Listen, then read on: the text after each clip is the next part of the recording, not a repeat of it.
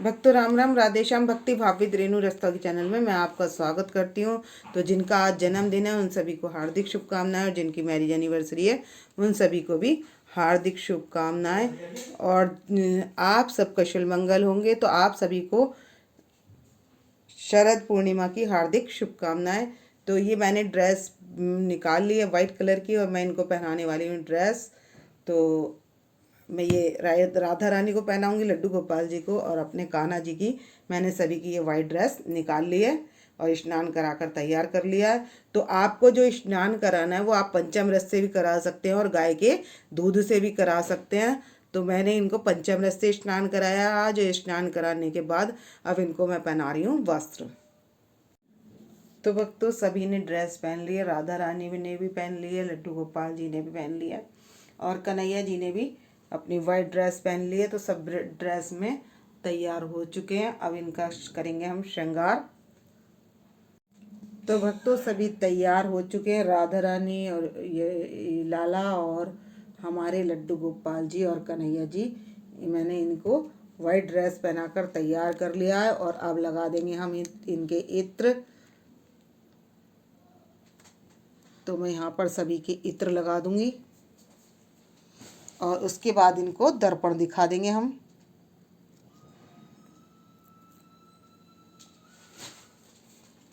तो ये मैंने केसर का इत्र लगाया है इनके। तो उसके बाद अब हम इनको दर्पण दिखा देंगे। तो आप आप कमेंट्स में बताएं आपको शरद पूर्णिमा के दर्शन राधा रानी के और बिहारी फैमिली के कैसे लगे। तो आप दर्शन कर लीजिए बिहारी जी के, राधा रानी के, हमारे लड्डू गोपाल जी के और छोटे लड्डू गोपाल जी के दर्पण में। और भाव से ही ऐसे आप चंद्रमा के भी दर्शन कर सकते हैं। चंद्रमा, क्योंकि शरद पूर्णिमा की वीडियो बनाने जा रहे हैं तो आप भाव से चंद्रमा के भी दर्शन कर सकते हैं। लड्डू गोपाल जी के साथ साथ चंद्रमा के दर्शन कर सकते हैं।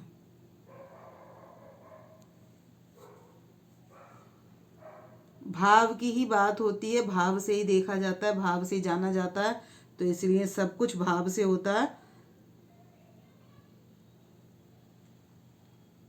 तो भक्तों हमने भाव रखना है कि हम जो ये कर रहे हैं रासलीला की तैयारी कर रहे हैं, तो अपने लड्डू गोपाल जी के लिए जो हम तैयारी कर रहे हैं वो रात का समय है और इस तरीके से हम इनका भाव रखेंगे। और इसी तरीके से हमने रात को चंद्र दर्शन करके अपने लड्डू गोपाल जी के साथ पास खीर रख देनी है। और इनका भोग हमने अगले दिन सुबह लगाना है। जब हमारा चंद्र ग्रहण खत्म हो जाएगा तब हम इनको भोग लगाएंगे।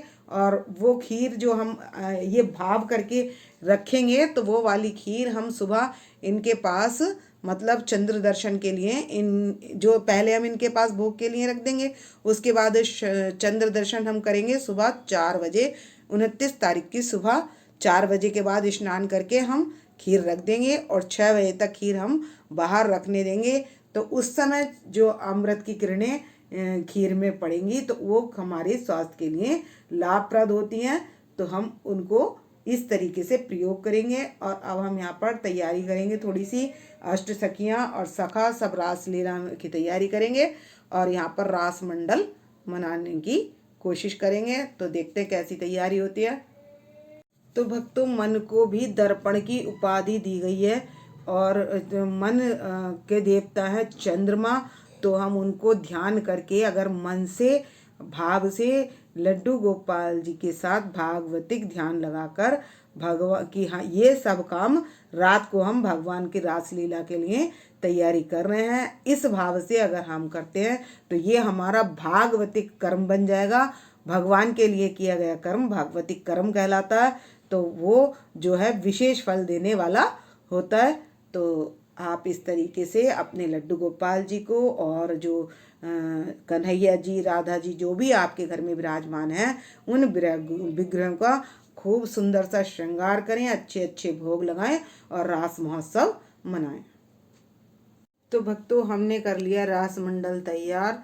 तो हमने गऊ भी पधार लिए हैं यहाँ पर और ये रासलीला का हमने रासलीला तैयार कर ली है। तो रास महोत्सव आज हमारे बिहारी जी रास महोत्सव मनाएंगे। तो यहाँ पर मैंने गौ माता पधार ली हैं, मोरों को पधार लिया है, और ये हमने भाव से यमुना जी का चबूतरा बना लिया है, और इसमें सभी गोपियाँ और ग्वाले ये सब आए हुए हैं रास मंडल में।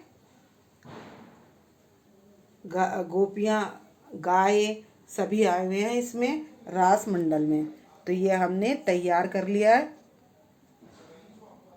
तो अब हमारे यहाँ पर कन्हैया जो हैं रासलीला करेंगे। तो ये जो हमने करवानी है रासलीला, ये सब हमने 2 बजे तक, दोपहर के 2 बजे तक सारा करवा लेना है अपने लड्डू गोपाल जी से। और विश्राम सूतक 4 बजे से लगेगा। तो हम 3:30 बजे अपने लड्डू गोपाल जी के कपड़े चेंज करेंगे और उनको विश्राम के लिए लिटा देंगे, और उनके पास हम पानी का लोटा रख देंगे और खाने की सामग्रियां रख देंगे, वो सब उन्हीं के पास।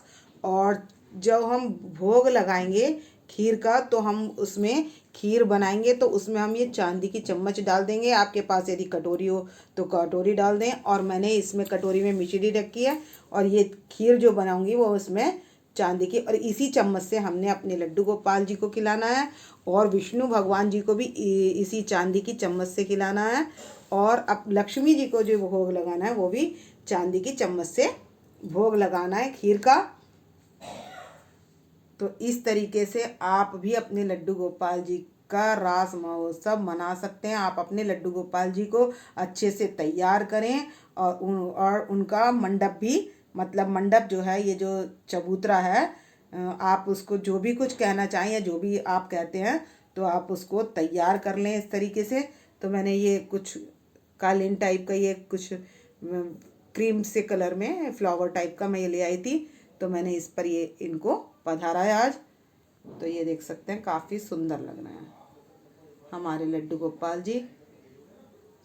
और ये देख सकते हैं गाय भी कितनी क्यूट सी लग रही हैं, और मेरे को ये मोर भी मिल गए थे। तो ये पूरा वाइट कलर का सारा सेटअप तैयार हो गया। अब ये हम तो कुछ नहीं करते, ये सारा कुछ भगवान की कृपा से होता है। हम तो सिर्फ निमित्त मात्र हैं, बाकी करवाने वाले तो भगवान ही हैं। तो जो भी लड्डू गोपाल जी तैयारी करवा लें, तो हमने ये तैयारी कर लिया। तो भक्तों, जब तक हम भोजन की तैयारी करते हैं, तो ये जो सखियां हैं, अष्ट सखियां, ये सब हमारे कन्हैया का ध्यान रखेंगी, और ये गोप वाले भी। वैसे ये सब तो क्या ही ध्यान रखेंगे, सारा ध्यान रखने वाले तो हमारे कन्हैया ही हैं, क्योंकि जगत के पालनहारे और जगत की रक्षा करने वाले हमारे कन्हैया हैं। कोई भी नहीं है इनसे बड़ा इस संसार में।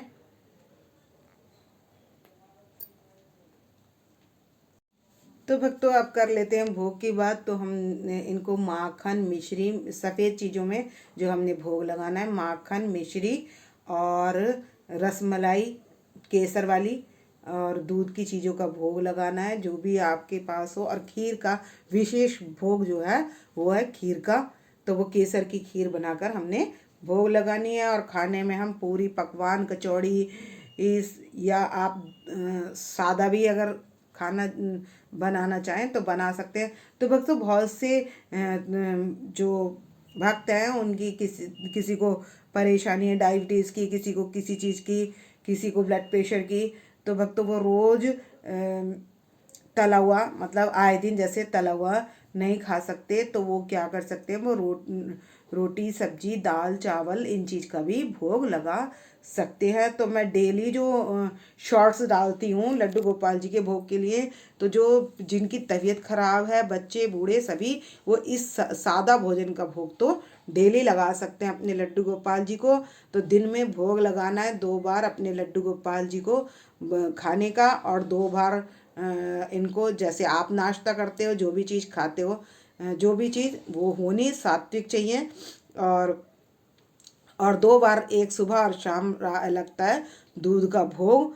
तो आप दूध के भोग के साथ ड्राई फ्रूट भी रख सकते हैं, पूरी कचौड़ी वगैरह ये चीज़ें भी रख सकते हैं, आपका भाव है। और अगर लड्डू हो तो बहुत अच्छा है, क्योंकि हमारे लड्डू गोपाल जी को हमारा फेवरेट लड्डू है। तो आज मैं भोग लगाऊंगी लड्डू का और खीर का।